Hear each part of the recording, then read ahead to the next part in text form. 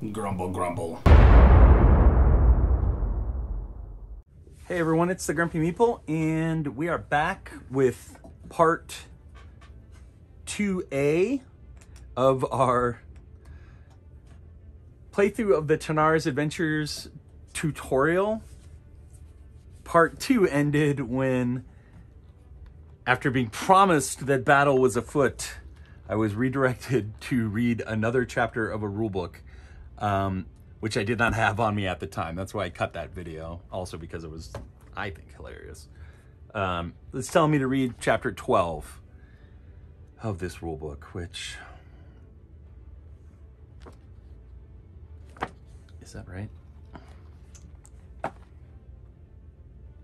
Read chapter 12 of the rulebook. Step 1, reading the quest instructions. Assemble the board alongside these instructions. Okay, so it's read chapter 12, step 1.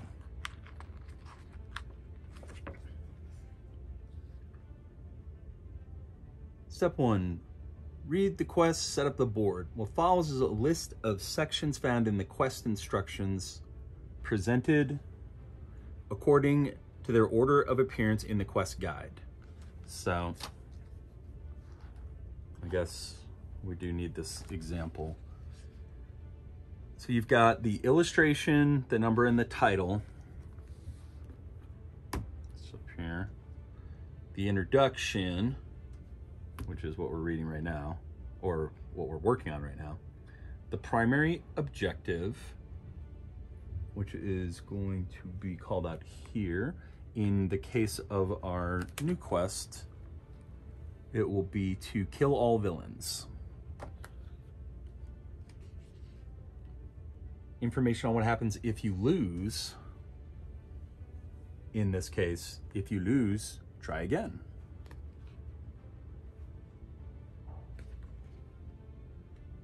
And then extra challenges.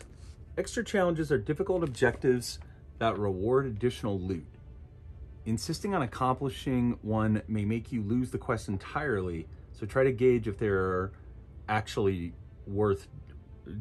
Try to gauge how well you're actually doing at all times.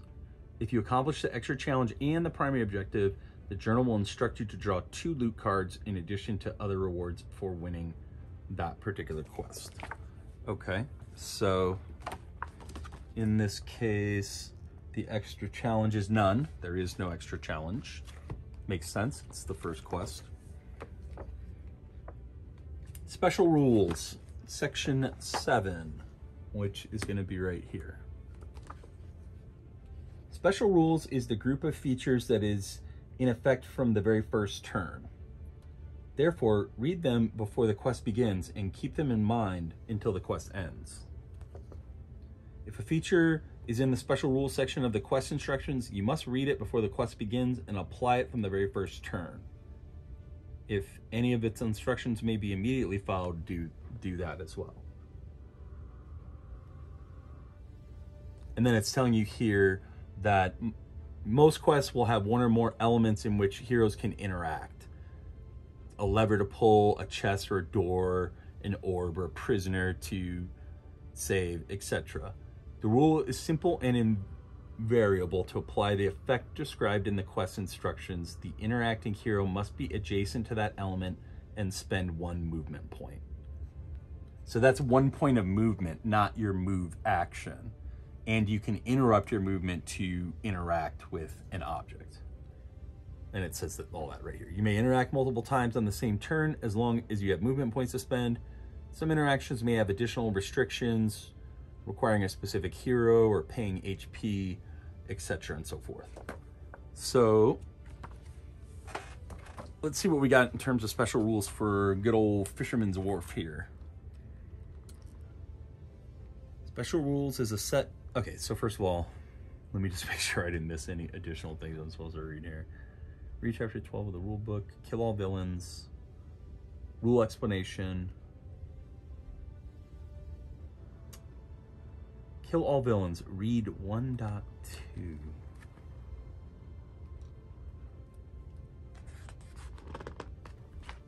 I don't know what the hell that means. Soon we'll figure it out. Rule explanation. This means you must go through all the events and kill all the villains that appear along the way. As soon as the last villain dies, the quest ends in victory. Then you must read a section from the journal. In this case, the second section of Quest Chapter 1. Oh, okay, from the journal. The second section of Quest Chapter 1, 1.2. So you go back to the journal and read section 1.2. If you lose, try again. After the introduction ends, losing a quest and then moving on is possible. You will find different consequences and instructions in this field. Since you're just starting, we recommend that you try again because losing would mean you've missed some rules, e.g. focus, mob, or opportunities like applying your passive powers. You begin every quest with 2 first aid tokens. When the turn of a dead hero begins, you must spend 1 token to revive it with 30 hit points and heal 10 all other heroes.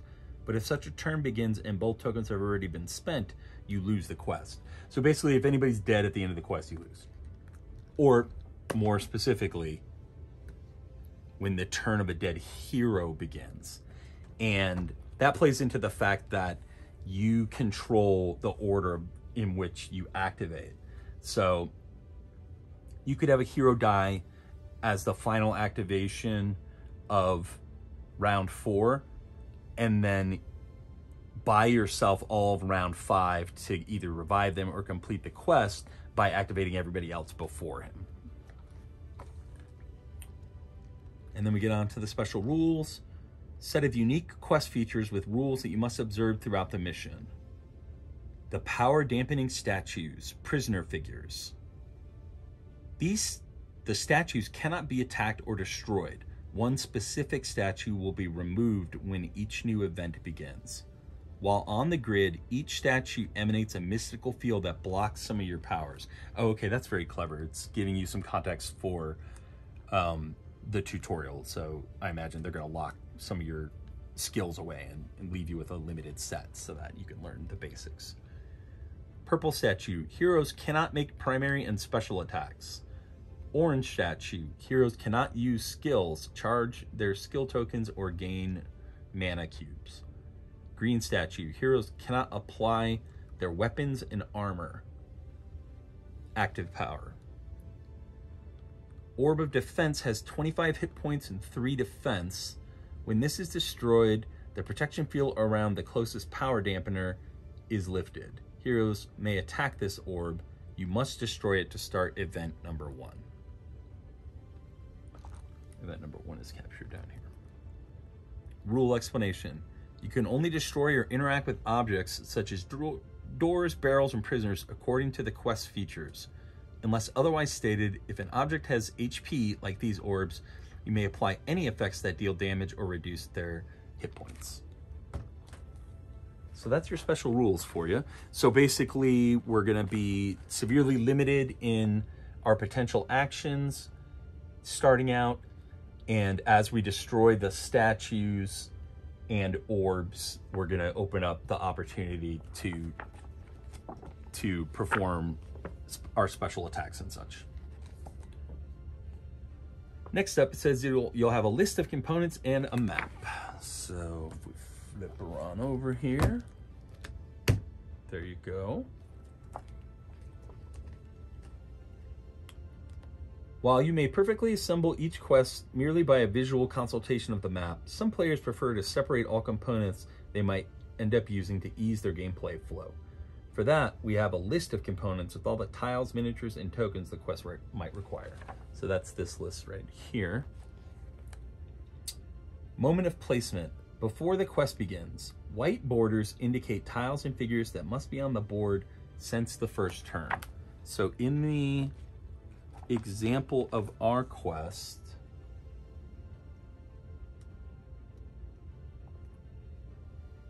almost everything is on the board first. So all of this, the statues, all the walls and doors, all the pit traps and whatnot. But we can see that there are certain items, 17, 18, 4, 2, 34, that will not be there at the start of the mission, and I'm assuming that the book will tell us when to put those out, basically as we complete objectives. After events begin, elements that spawn later have borders that match the color of the event that spawned them. Color of the events. Events have colors. They do. Here's a purple event, a red event, and a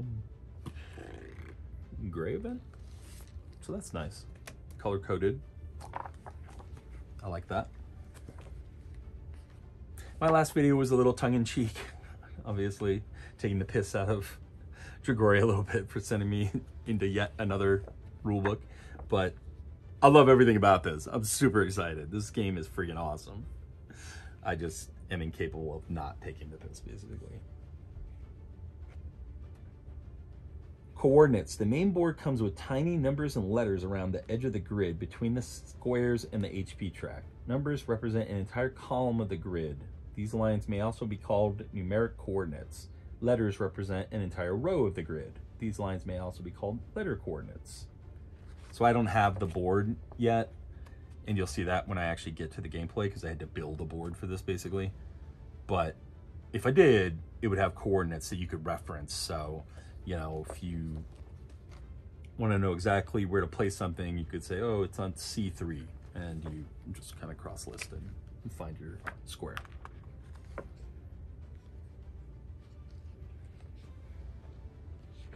Villain identification. Villains are indicated by round tokens in the map. So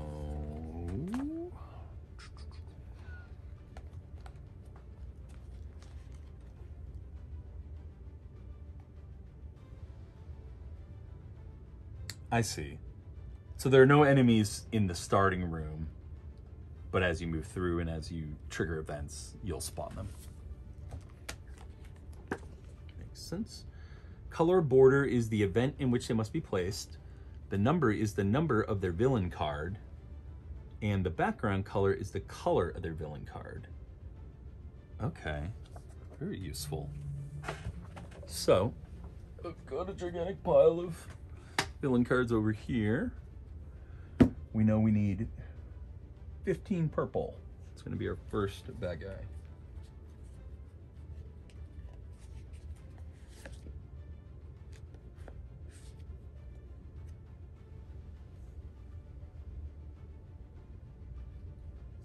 Or maybe that's 15 red. The Reaper. Violent. Let me just see. Did that work? 3 Reapers. 15, 17, and 18. Purple, blue, and green. I didn't see any other.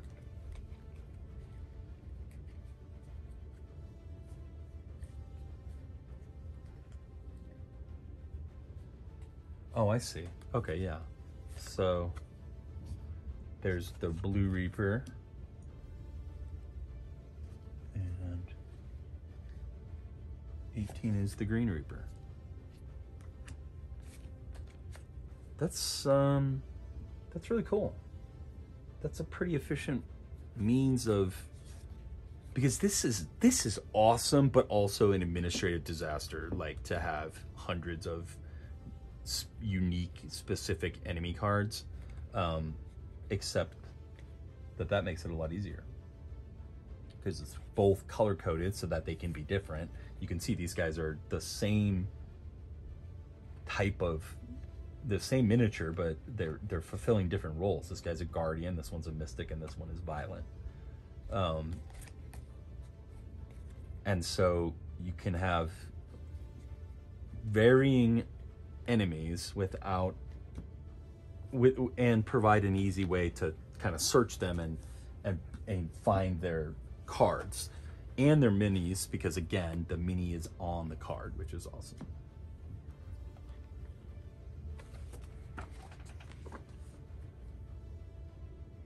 The villain's in the villain is the 13O orange and is put in the grid in the initial setup due to the white border. Okay, so the white border means that you start off with them. Kemet Hunt guards. Villain guards and those added by the Kemet Hunt appear differently in the map. See the next step and chapter 8 guards. Am I still going through? Yeah. 9, initial setup. Describes the placement of heroes of the first villains you may encounter and other elements to which you must pay attention before taking the first turn.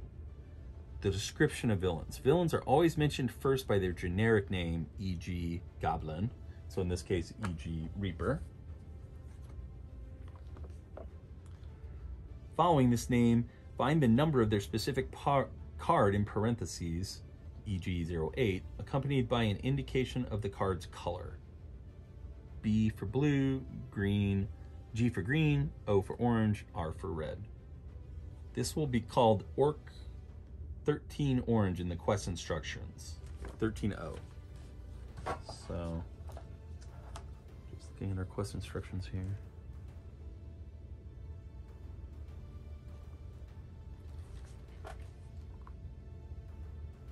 Okay, so because in this case there is no enemy in the initial room, you can see him called out here.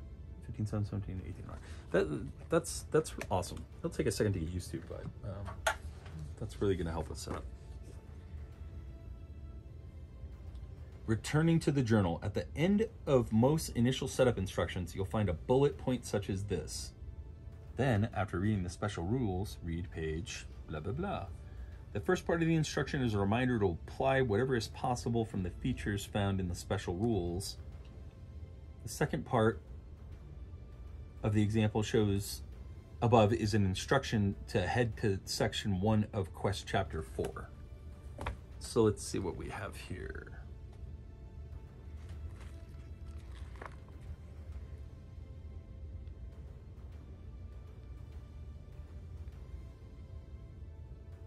Events. Place the heroes on the stairs, or initial setup. Place the heroes on the stairs, place the orb and all 3 statues. Then before the quest begins, read 1.1 of the journal. I'm not going to read that right now because I don't have the board set up. We'll cut away to that, but I do want to find 1.1. Table of contents is very useful for that. Yeah, so page 220 of this titanically huge, awesome journal. 1.1. Okay.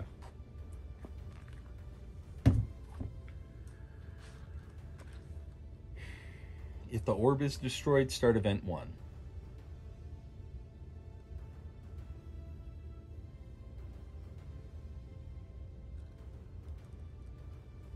And then rule explanation, it calls out, search for this symbol at the end of each round, i.e. when all active combatants are fatigued.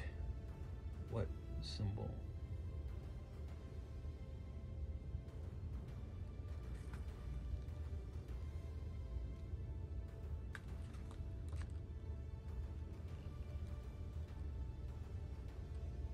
Okay, I'm not sure what that means, but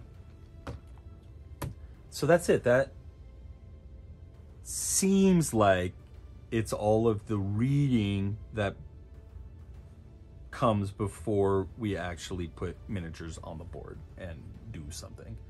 So, not bad. It's only a couple hours into the game, but I'm still super excited. I'm gonna get the board set up and then we'll jump into the gameplay. All right, we are back and we've got our board set up. So as an act of desperation, because I do not yet have a board, and also just because it looks cool, I went ahead and built a 3D board out of my Warlock terrain tile system. So we've got some walls and some doors, and we're gonna populate the map with all the various little pieces that it needs to be ready to play that I've scavenged from many other games. So first of all, we've got a stairwell, which goes right here. Our heroes will end up on that. We've got our magic symbol, which goes right in front of the door. So we've got our purple statue. I am just using this WizKids pre-painted miniature who happens to have a purple cloak. And we've got our orb, which I didn't have the world's greatest proxy for an orb.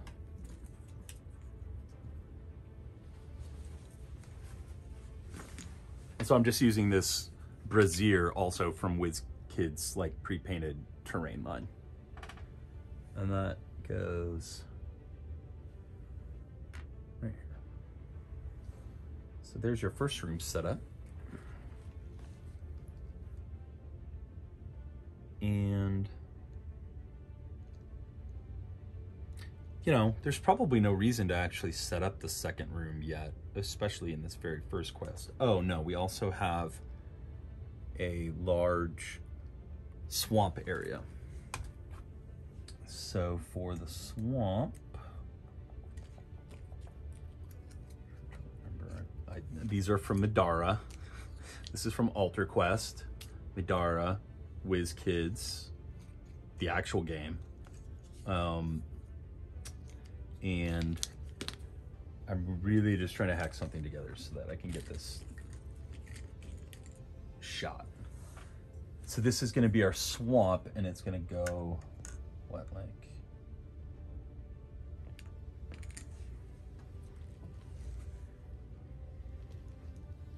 I think our wall might need to come over one.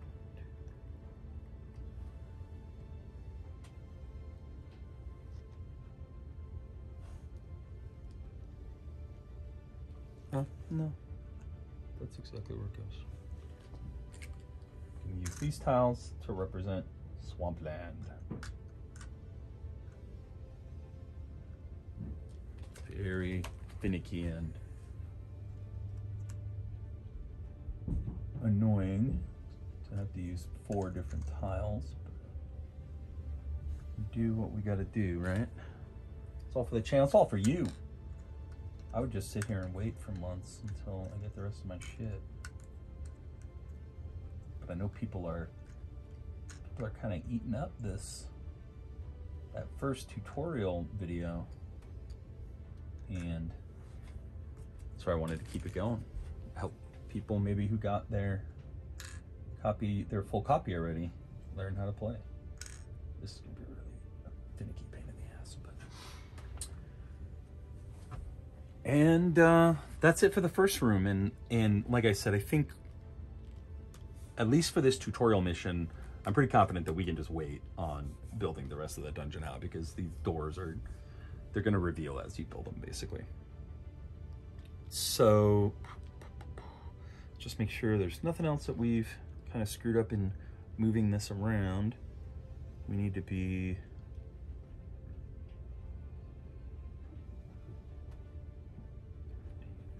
the walls on the 13th from this side.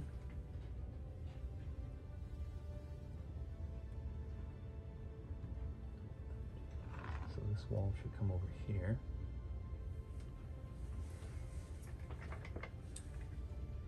Door should be 1, 2, 3, 4, 5, 6. Yeah, I think we're good. Now we just need to grab our hero miniatures and get them onto the board. So here we've got our brute.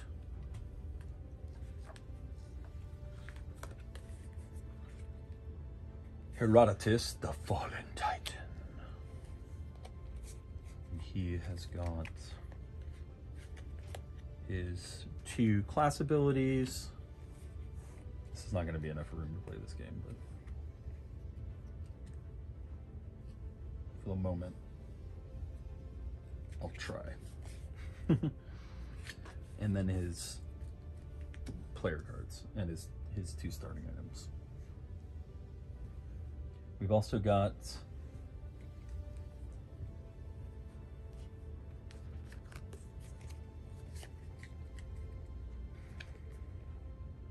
an Ariel, the Sword Mage. Her out in a similar fashion.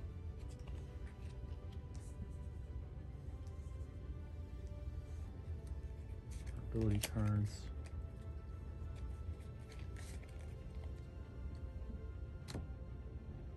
Find her miniature. There we go. So, and onto the staircase.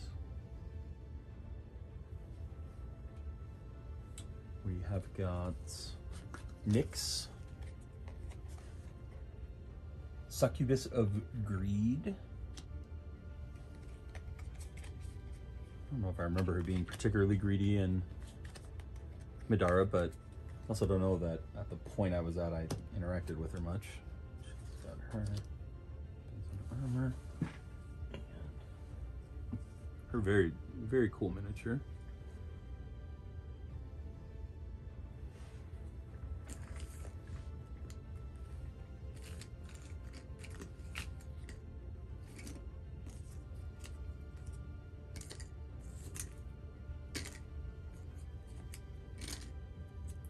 Proxies out of the way.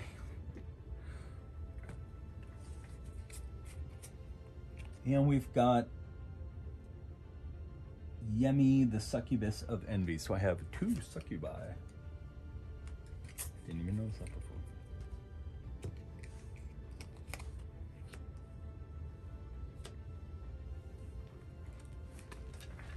Okay.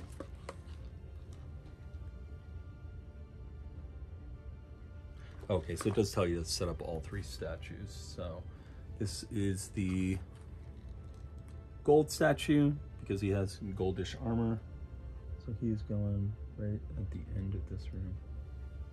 And we've got our green statue who is going right there.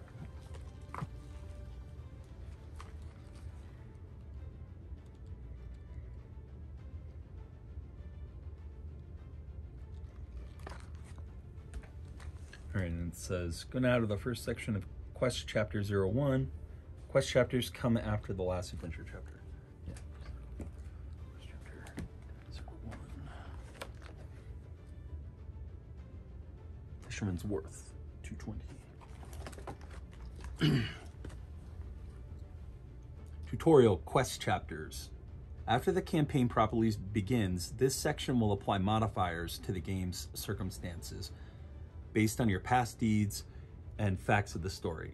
The dynamics of the first part of this quest are: a power dampening statue prevents you from using your greater powers. All you have at your disposal are basic attacks. Make basic attacks to destroy the orb that defends the statue. When the orb is destroyed, the statue will be removed from the grid and new powers will be unlocked. You get to move on in the quest. In future quests, you'll need to interpret the features and special rules and figure out the best way to advance towards the primary objective. Read Chapter 2 of the rulebook, A Hero's Turn Actions, to see how you can move and make a basic attack. Okay. So it is routing us again to another book, but we're not going to hold that against them because they're trying to... Now we're at the point where we actually need information to be able to proceed. Okay. Hero's turn. Type of attacks. You have 1 move action and 1 prime action per turn. 2 actions may be spent in any order during the hero's turn. You spend a move action, then a prime action, or vice versa. You can't move a little bit attack, which is a prime action, and then continue your move. Move action is a primary way of repositioning combatants during the match. It is intimately connected with good performance in combat, as all attacks require range and vision of your target. Passive powers are often related to the position of combatants in relation to others. Reactions depend on being adjacent to an enemy, and villains sometimes target one hero instead of another based off their positioning. So it just walks you through your basic abilities. You can take one move action and one prime action per turn. For move action, you can spend your movement points to either move that number of squares or interact with something that's on the board. You can also sidestep, which is when you just make a single move like that to get away from an adjacent enemy, basically. Or you can focus, which is when a ranged character, a character with a ranged attack, like powers up their attack, basically. Types of attacks, and I'm not going to read through every single thing here. Basic attack, hero's simplest form of aggression for the rare occasions when your more powerful attacks are unavailable or you want to hold your hand. The symbol on your stat indicates the range. So this is where you pull that information from. So for Nyx, her basic attack is a ranged attack that needs a 6 or better. Yeah, the symbol indicates the range, the number indicates the damage dealt. Never mind. The damage dealt if it hits. Basic attack is not represented by a card, they're all the same. Basic attacks all have either 1 square for melee or 8 squares for ranged attack. You get a +1 bonus to your roll. They hit on the basic attack stat damage and nothing happens when you miss. So basically you roll, if you get a 5 or better because it's +1, you do 6 damage because you hit on 6.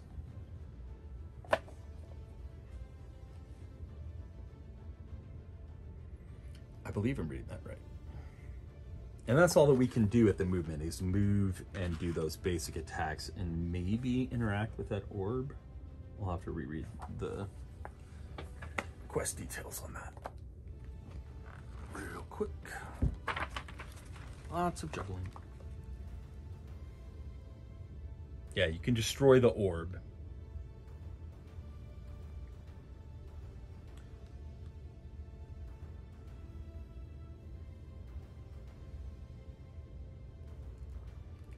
Yeah, so we can't attack the statues directly. We can attack the orb. It's got 25 hit points and 3 defense.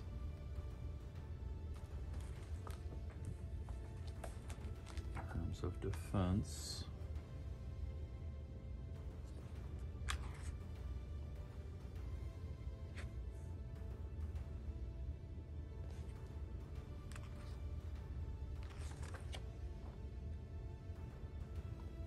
yeah, you know, there's lots of rules here.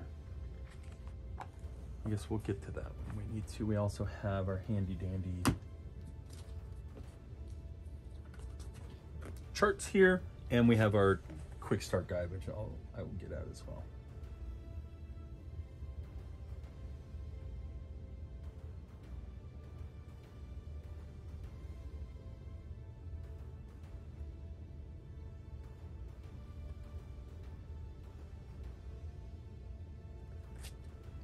Yeah, this is great. This breaks down everything for your turn.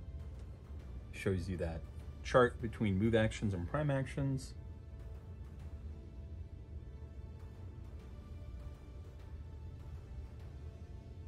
Basic attack is +1 roll. Does that mean you get an extra, if you miss, you get an extra roll, or is it +1 to your roll? We will have to figure that out. You got symbology, and then villain turns, and then scenario elements. Very cool. All right, so we're all set up now. We are ready to start the quest after all of the preamble, except that I don't have a miniature for her yet. Boop. There we go. I'm gonna cut it there, and we're gonna pick this up and start with our playthrough of the Tanares Adventures, the true playthrough of the Tanares Adventures tutorial mission. Hope you enjoyed this, and I will talk to you later.